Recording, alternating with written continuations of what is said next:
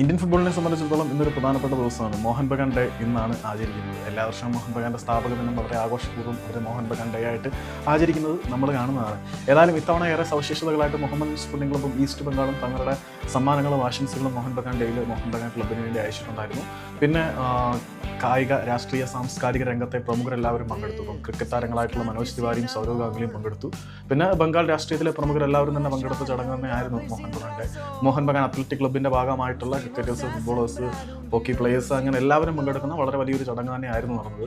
പിന്നെ അതിനകത്ത് വെച്ചിട്ട് ഏറ്റവും മികച്ച യുവതാരമായിട്ട് അവർ ദീപേന്ദ്ര വിശ്വാസിന് അവാർഡ് കൊടുത്തു. ദീപേന്ദ്ര വിശ്വാസ് കഴിഞ്ഞ ഈസ്റ്റ് ബംഗാളിനെതിരെയുള്ള മത്സരത്തിൽ ഒരു സീറ്റിംഗ് മ്യൂസിക് ഒക്കെ ഇറക്കിയിട്ടുണ്ടായിരുന്നു.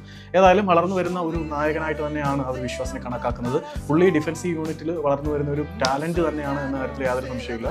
പിന്നെ അവർ ISL ഉൾപ്പെടെയുള്ള കാര്യങ്ങളിൽ ഇന്ത്യൻ ഫുട്ബോളിലെ പ്രതിസന്ധികളെ കൺസിഡർ ചെയ്യാതെ തങ്ങളുടെ പ്രവർത്തനമായിട്ട് മുന്നോട്ട് പോവുകയാണ്. അത് മോഹൻ ബഗാൻ ആയാലും ഈസ്റ്റ് ബംഗാൾ ആയാലും മുംബൈ സിറ്റി ആയാലും അത്തരത്തിലുള്ള കുറച്ച് ഫ്രാഞ്ചൈസികൾ മറ്റേ 8 ക്ലബ്ബുകൾ സൈൻ ചെയ്ത് ഓൾ ഇന്ത്യ ഫുട്ബോൾ ഫെഡറേഷന് ഒരു ലെറ്റർ കൊടുത്തില്ല. അതിനകത്ത് സിഗ്നറ്ററീസ് ഒന്നും അല്ല. മുംബൈ സിറ്റിയും ഈസ്റ്റ് ബംഗാളും മോഹൻ ബഗാനും ഒന്നും സൈൻ ചെയ്തിട്ടില്ല. അവരുടെ ഓപ്പറേഷൻസുമായിട്ട് മുന്നോട്ട് പോകാൻ തന്നെയാണ് തീരുമാനിച്ചിരിക്കുന്നത്. ബാക്കി കാര്യങ്ങൾ പിന്നാലെ സാവധാനം ശരിയാവും എന്നൊക്കെയാണ് വിചാരിക്കുന്നത്.